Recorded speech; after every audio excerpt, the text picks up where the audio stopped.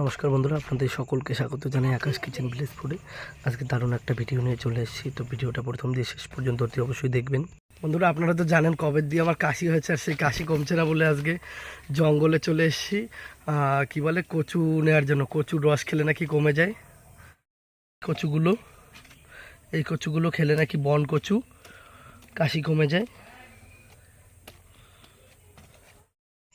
বন্ধুরা, আমার মাসির মেয়ে মানে আমার বোন বলছে ওদিকে নাকি একটা খরগোশ এসছে।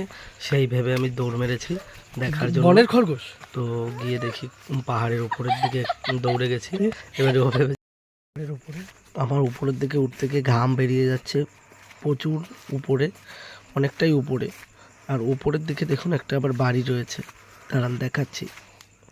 একটু এগিয়ে গিয়ে কোন জঙ্গলের ভেতরে দেখুন একটা বাড়ি, কত উপরে এটা, অনেকটা উপরে। নিচের দিয়ে, আমরা নিচের দিয়ে কিন্তু অনেকটাই উপরে চলে এসেছি।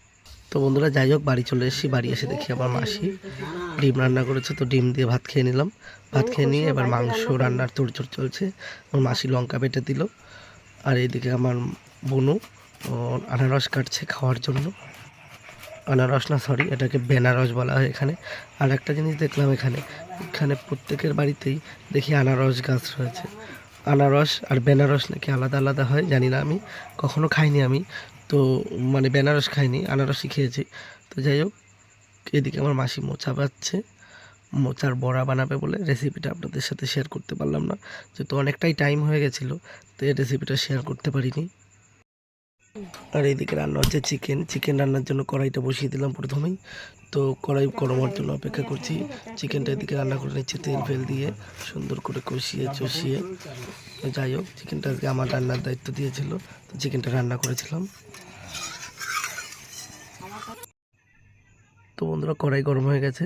এবারে আমি আলুগুলো খুব লাল লাল করে ভেজে নেব। চিকেনের মধ্যে আলু না দিলে চলেই না কিন্তু বাঙালির। তো যাই হোক, আলুগুলো ভাজা হয়ে গেছে। এবারে পাশে একটা পাত্রে জল গরম বসিয়ে দিয়েছি, আর এইদিকে চিকেন হয়ে এসছে। আর এইদিকে চিকেনে এবার গরম জল দিয়ে দেবো। চিকেনে গরম জল দিলে যেমন কালার ভালো হবে, মাংসের স্বাদটাও কিন্তু ভালো হবে, তার জন্যই গরম জল দেওয়াটা। তো যাই হোক, এবারে খুব ভালোভাবে আর একটু বেশি জল দিয়ে এবারে ঢাকা দিয়ে রাখবো। ঢাকা দিয়ে চিকেন হওয়ার জন্য, সিদ্ধ হওয়ার জন্য একটু অপেক্ষা করব। একটা পাত্র দিয়ে আমি একটুখানি ঢেকে রাখবো। তো যাই হোক, খাওয়ার সময় চলে এসছে। এবারে মোচার বড়া আর চিকেন কষা দিয়ে ভাত খাবো। তো ভিডিওটি যদি ভালো লেগে থাকে অতি অবশ্যই লাইক করবেন, কমেন্ট করবেন, শেয়ার করবেন, সাবস্ক্রাইব করতে একদম ভুলবেন না।